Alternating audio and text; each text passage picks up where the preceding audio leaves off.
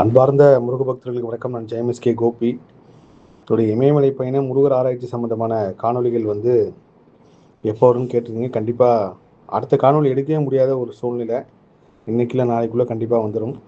இதில் முருகர் ஆராய்ச்சினா நான் முருகனை தேடி போகிறப்போ எல்லா இடத்துலையும் நிற்கிற ஒரு தெய்வ சக்தி சப்தகன்னிகள், அஷ்டகன்னிகள்.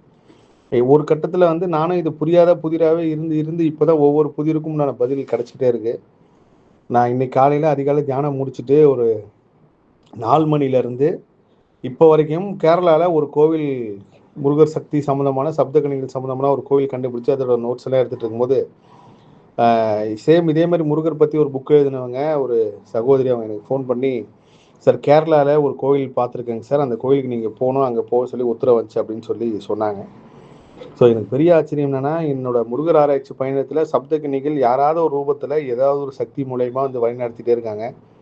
இமயமலையில் முருகரை பார்க்க முடியாது, பார்க்க வேண்டாம், நம்ம கீழே போயிடலாம், ஏன்னா இதுக்கப்புறம் இயற்கை சூழ்நிலை எப்படி இருக்குன்னு தெரியல அப்படின்னு மனசை கல்லாக்கிட்டு கீழே போகிறப்போ திடீர்னு ஒரு பெண் போலீஸ் அதிகாரி வாங்க நான் சாமி பார்க்க கூப்பிட்டு போகிறேன்னு கூப்பிட்டு போய் காமிச்சாங்க.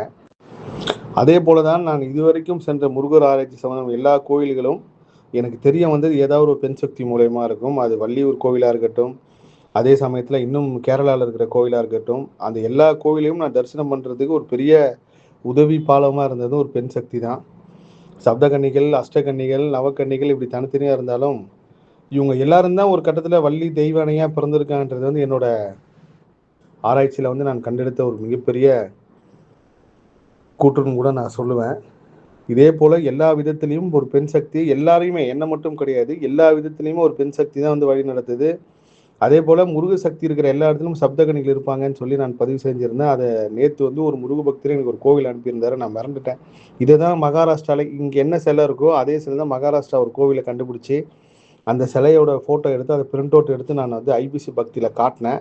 ஆனால் அந்த பேட்டி டெலீட் ஆனோன்னா அதை நம்ம திரும்ப காட்ட வேண்டாம், காலம் நேரம் அனுமதிக்கிறப்போ பண்ணுவோம்னு சொல்லிட்டு விட்டுட்டேன். ஆனால் தமிழ்நாட்டில் சேம் சப்தகன்னிகள் நான் எந்த விஷயத்தை தேடி போனோனோ அதே ஒரு கோவில் இருக்குது. அந்த ஒரு சிலையை பக்தர் ஃபோட்டோ எடுத்து அமைச்சுன்னா நான் மெய் செலுத்து போயிட்டேன். முருகர் நம்மளை பார்த்துக்கிட்டு இருக்கார். யார் மூலயமாவோ எப்படி ஆயிரத்தில் ஒருவன் அந்த படத்தில் சோழர்களை தேடி போவோம், அந்த மாதிரி என்னோட முருகர் ஆராய்ச்சி பயணத்தில் ரொம்ப ஒரு பெரிய விஷயத்தை கண்டுபிடிக்கும் போது நானே ஒரு 2-3 நாள் அமைதியாகிடுவேன். அதோட தாக்கம் தான் சோஷியல் மீடியா கூட எந்த போஸ்ட்டும் போடாமல் அமைதியாக இருக்கிறது. ஏன்னா இங்கே இயற்கை தெய்வம் முன்னாடி வந்தால் கூட நீங்கள் அதை ஆர்ப்பரிக்காமல் அதை ஒரு பெரிய இதாக கருதாமல் எப்போ சமமான மனநிலையில் அமைதியாக இருக்கீங்களோ அப்போ தெய்வ சக்தி உங்க கூட பேசுறது உணர்வீங்க. நேற்று பெங்களூரில் நந்திதாமான் இருக்காங்க, ஒரு மிகப்பெரிய முருகர் அதிசயம் அவங்களுக்கு பண்ணார். அதுக்காக சங்காபிஷேகம் பண்ணுறதுக்காக வந்திருந்தாங்க, என்னையும் இன்வைட் பண்ணியிருந்தாங்க, நானும் போயிருந்தேன். அந்த சங்காபிஷேகத்தை பற்றி ஒரு பெரிய விஷயமா சொல்லணும்.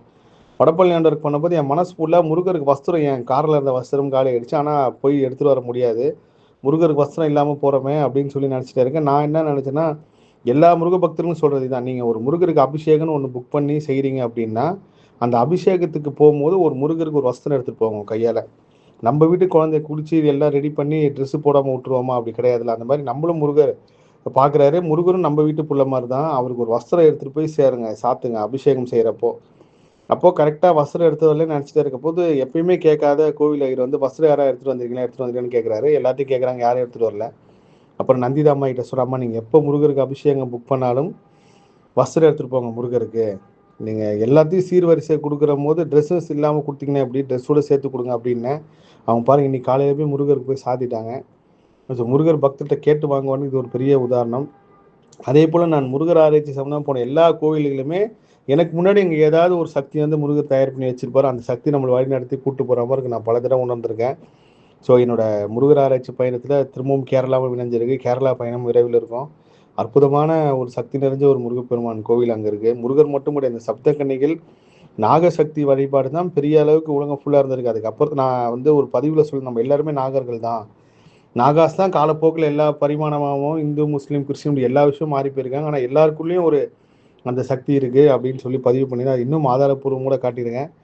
விரைவில் அந்த இமயமலை காணொலியும் காஷ்மீர் காணொலியும் வரும். காஷ்மீரில் நான் என்னென்ன தேர்னு சொல்லி நிறைய பேர் கேட்டிருந்தீங்க, அதையும் நான் பதிவு செய்கிறேன். எல்லா புகழும் முருகனுக்கே. நன்றி.